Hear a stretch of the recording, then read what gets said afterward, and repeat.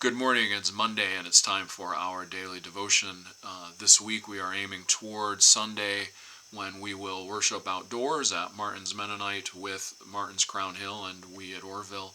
And we'll listen to our youth group share from their experiences serving this week down in West Virginia through Mennonite Central Committee's ministry called SWAP, Serving with Appalachian People. We'll hear whatever stories the youth share about what God taught them this week.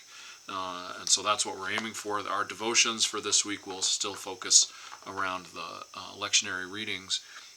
Today's reading comes from the Old Testament Minor Prophets section right toward the end. Just these 12 little books with some difficult things to hear. So today and next Monday too, we're going to sing the same song, If the War Goes On. And this is a song that was written for a specific war or period of war in the Middle East. But I also believe it applies to general human terrible thinking and action. Human sinfulness, especially systemic, community, making those decisions to oppress, to press forward, to push back, to even to the point of war. In our passage today, Amos 8:1-12,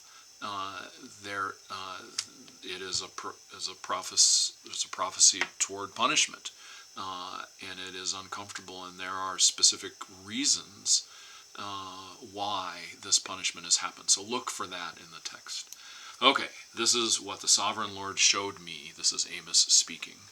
A basket of ripe fruit. What do you see, Amos? He asked. A basket of ripe fruit, I answered.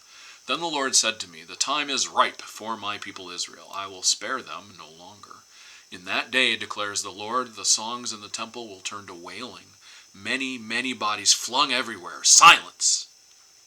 Hear this, you who trample the needy and do away with the poor of the land, saying, when will the new moon be over that we may sell grain, and the Sabbath be ended that we may market wheat, skimping on the measure, boosting the price and cheating with dishonest scales, buying the poor with silver and the needy for a pair of sandals, selling even the sweepings with the wheat. The Lord has sworn by himself, the pride of Jacob, I will never forget anything they have done. Will not the land tremble for this, and all who live in it mourn? The whole land will rise like the Nile. It will be stirred up and then sink like the river of Egypt. In that day, declares the sovereign Lord, I will make the sun go down at noon and darken the earth at broad daylight. I will turn your religious festivals into mourning and all your singing into weeping. I will make all of you wear sackcloth and shave your heads. I will make that time like mourning for an only son, and the end of it like a bitter day. The days are coming, declares the sovereign Lord, when I will send a famine through the land. Not a famine of food or a thirst for water, but a famine of hearing the words of the Lord. People will stagger from sea to sea and wander from north to east, searching for the word of the Lord, but they will not find it.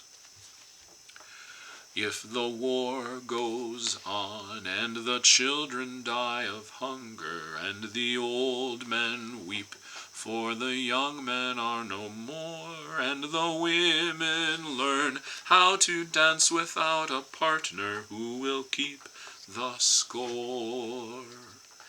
If the war goes on, and the truth is taken hostage, and new horrors lead to the need to euphemize, when the calls for peace are declared unpatriotic, who'll expose the lies? If the war goes on, and the daily bread is terror, and the voiceless poor take the road as refugees, when a nation's pride destines millions to be homeless, who will heed their pleas? If the war goes on, and the rich increase their fortunes, and the arms sales soar as new weapons are displayed, When a fertile field turns to no man's land tomorrow, who'll approve such trade? If the war goes on, will we close the doors to heaven? If the war goes on, will we breach the gates of hell? If the war goes on, will we ever be forgiven? If the war goes on.